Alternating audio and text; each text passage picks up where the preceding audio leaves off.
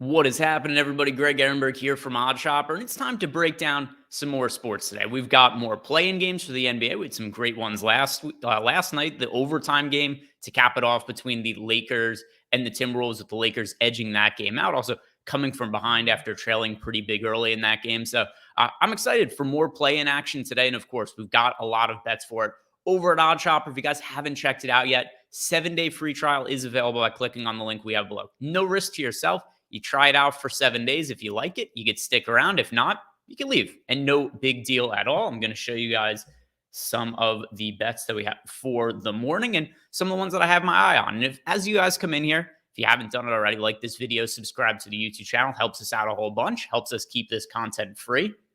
Let's break down some of the best bets that we have here, starting with Vooch. Nikola Vucevic under 1.5 threes is minus 145 on DraftKings. And yeah, much different line than what we're seeing in a lot of other books. Minus 175 at Caesars. It's as high as minus 185 at BetMGM, minus 166 on FanDuel. Vooch only averaged about 1 3 made per game this year and actually has not had a game with multiple threes since March 29th. Looking at his box score here. So I think that's a pretty good line right there. It's a one that is probably most fair. I like that minus 180 range on Unibet, Bet Rivers, 185 on BetMGM. So not enough juice on the FanDuel one. I mean the DraftKings one. I do like under 1.5 threes for Vooch. We have that projected win 62% of the time. And kind of interesting to see what the Bulls end up doing with the rotation in the playoffs. I tend to think that Alex Caruso is going to be a guy that plays more in these kind of situations. He's arguably the best perimeter defender in all of the NBA. He's also going to be crucial in this game for defending Fred VanVleet. So with that in mind, I think it stands to reason that Alex Caruso plays some extra minutes. Pretty low line here as well. Over under for 9.5 PRA, minus 130 at BetMGM is the best available line.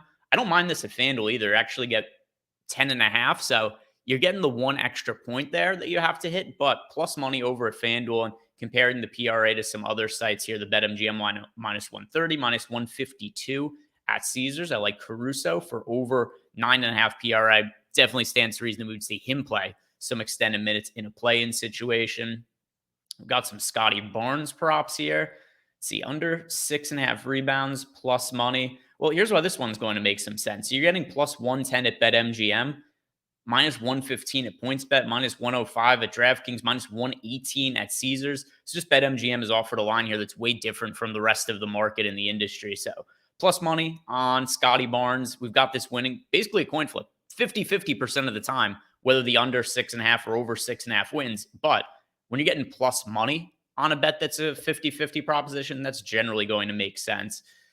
What else is standing out here? We've got some other rebound props that look decent for the unders here. Jakob Poeltl under 9.5 boards. There was a point in time where I was betting Jakob Poeltl fairly heavily. It looked like he was going to be playing a really big role with the... Oh, my phone's going off. Sorry about that.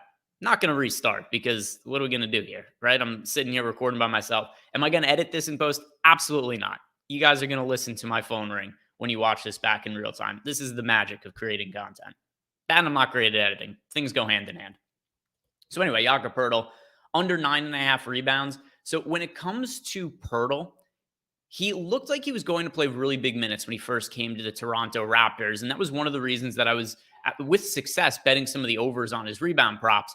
But with that said, his minutes kind of tailed off towards the tail end of the season. And we didn't see him playing the same kind of minutes where he wasn't getting those like 36-minute games that we saw on occasion when he first came to the Toronto Raptors. If you look at the games down the stretch of the season for Poeltl, and these were in some important games for the Toronto Raptors, not the final game of the season against the Bucks, but a couple important games against the Celtics. He played 21 and 23 minutes. The game before that against the Charlotte Hornets, he only played 22 minutes. And we saw a lot of that down the stretch of the season for Poeltl. Games where he'd play like 26 to 24-ish type minutes.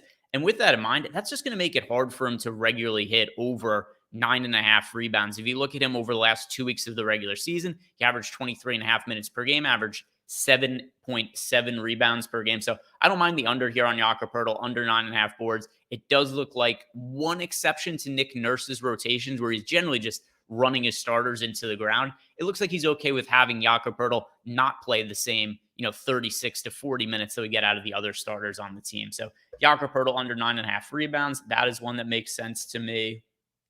And yeah, nothing else here that I want to highlight or talk about. You guys, if you want to tail any of these, all these are projected to be plus EV bets. We've got a number of them for a bunch of sports up here. Let's see what we've got for baseball. Fairly big baseball slate, and also games being played throughout the day for baseball. We've got a lot of afternoon games, which is typically what we're getting out of Wednesdays. What stands out the most here? We've got Kevin Gausman over 6.5 strikeouts. I love this line against the Detroit Tigers. The Tigers towards the bottom of the league in WRC+. They've got a super high strikeout rate. It was the same case for them last year. I don't really see a whole lot of reason for that to change. The Tigers are probably going to be a bottom 5 offense by WRC+ in all of baseball, and likely going to have one of the 5 or so highest strikeout rates. So Kevin Gausman, who's been excellent the last few years, I like him for over 6.5 strikeouts. Another one here. I know the Cleveland Guardians don't strike out all that often, but Clark Schmidt is really good stuff for the Yankees. Over under of just 3.5 strikeouts, really low number, minus 135 at DraftKings, all the way up to minus 172 on Caesar. So Clark Schmidt, another strikeout prop at a really low number that I think we could take advantage of. So there's a couple of those that look good. We've also got under 9 runs as the total in the Royals-Rangers game sticking out as a plus EV bet. So the reason for this, it is minus 105 at Caesars, but minus 122 at FanDuel, minus 120 at BetMGM. Some other books have the line at 8.5. So if you guys are looking for a total, under 9 runs at Caesars for the Royals-Rangers game, that is one that stands out. Let's do a parlay. Look at Prize Picks. Then we could also look at, we'll do DraftKings after this. So let's remove the Joel Embiid one because that's for the future. We do already have some lines loaded in here for future NBA games. So let's take out some of those. I'll add in Kobe White because that is tonight, and that is going to give us a plus EV card here for Prize Pick services. So this is a 5-leg flex parlay, and you can see the difference in our projections, flex versus power play. So these same lines are actually, well, it changed on me there when I moved to the power play. So we'll change. Either way, though, in general, we're projecting the flex to be better win rates, better ROIs than the power play. So once again, I'm going to take these out, and you'll see that for the 4-leg parlay here, we actually have it as a negative ROI, but if we add in the Kobe White one to get us a 5th leg, then it ends up being a plus EV bet in our model here. So looking at the numbers, Kobe White under 9.5 points tonight, which actually kind of correlates before with what I said about Alex Caruso. If I'm anticipating Caruso to play more minutes, where are they coming from? Kobe White's one of the players who could see a little bit of a reduction there. Lou Dort under 5.5 rebounds. Jalen Williams under 5.5 rebounds. Bo Horvat over 2.5 shots on goal. And Noah Dobson over 2.5 shots on goal. So this 5-leg flex parlay on Prize Picks wins 5% of the time, 10% expected ROI. Good one to tail and make some money. So there's some of the different features that we have over on OddsShopper. If you guys want to check it out, like I said, link below is going to get you 7 days totally for free. And if you want additional bets for free, or you just want more questions, or if you have questions for myself or any of the other guys here, primarily myself and Law, if you've been in our Chalkboard channel, it is free to join Chalkboard. There's a link for it below. No risk, free to join the channel, free to download the app. And you're just going to get more engagement with us. You can ask us questions in there. We post additional bets, so go check that out. And that's going to do it for me today. If you haven't done it, guys, like the video, subscribe to the YouTube channel. Good luck. Let's win all our bets today.